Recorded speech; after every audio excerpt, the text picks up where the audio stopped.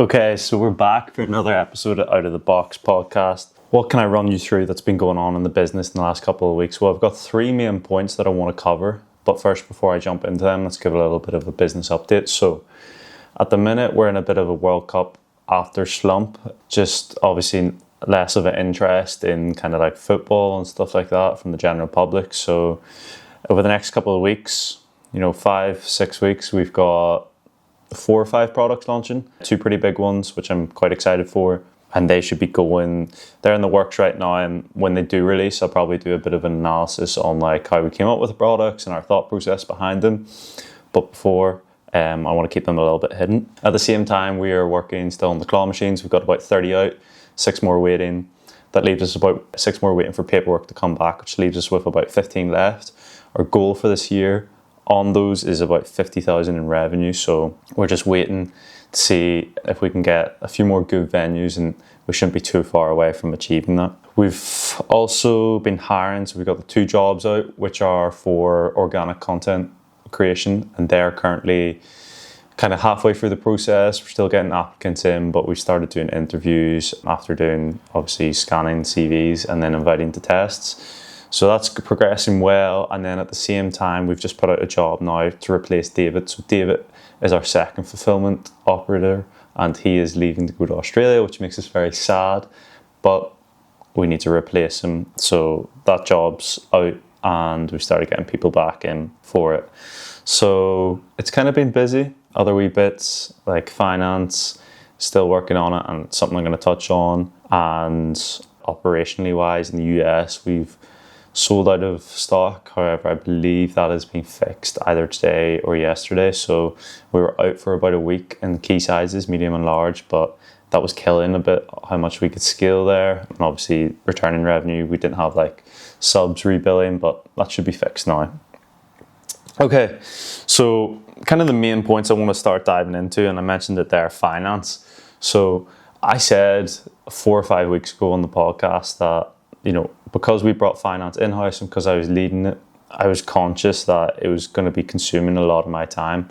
And it is still consuming a lot of my time, more than I probably want. So I've obviously set up the Friday bookkeeping agent. I've set up with the help of Claude, this all is, a month-end close agent. A few other ones, like we have like weird things like we have to pay commission to a certain staff, but as well as to venues. So I've put up different agents that calculate all those. I've obviously built a cash flow command center, which is really, really good. However, I still want to keep evolving it. So all these things still consume my time. And this week was a bit demotivating because I thought I got so far with it, and then it's like 1 step forward, 2 steps back, and it was really killing me. And like I really got demotivated with it. And so I sat down and I pulled through the last 4 weeks and kind of saw where I'd been spending my time. And so where I've been spending my time was on 25% to 30% of it was on finance, which is a lot of my time, and kind of building out those systems and processes. And obviously in my head, I had thought I build them once and they'll sustain me forever. And I still believe that. It's just taking more and more time to realize those goals than I previously thought, which is really frustrating for me. And I might sit here in another 4 weeks' time and be like, it's not what I thought it was. I'm still spending 25-30% of my time on this. The problem is 25 or 30% of my time probably isn't great enough to hire someone full time, because if it's only taking up a day and a half of my week, how's it going to take up 5 days for someone else? And I know as soon as you hire someone and you put them on a job, they will find ways and probably be more productive with it because they can dedicate full time and thinking to it.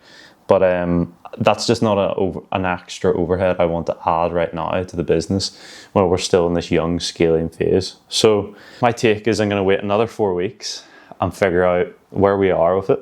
And I'm hoping the tools keep advancing and keep learning.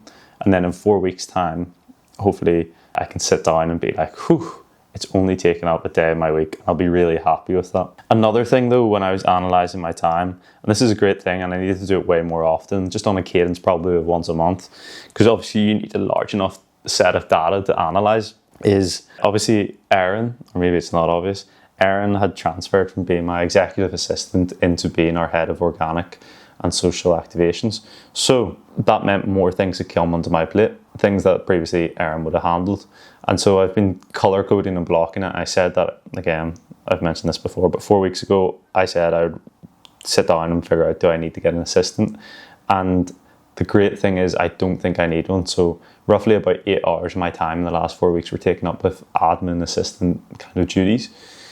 And when I look at them, it's stuff that is easily done by me. And yes, it's a burden, but it's not enough of a burden for me to hire someone full time for it.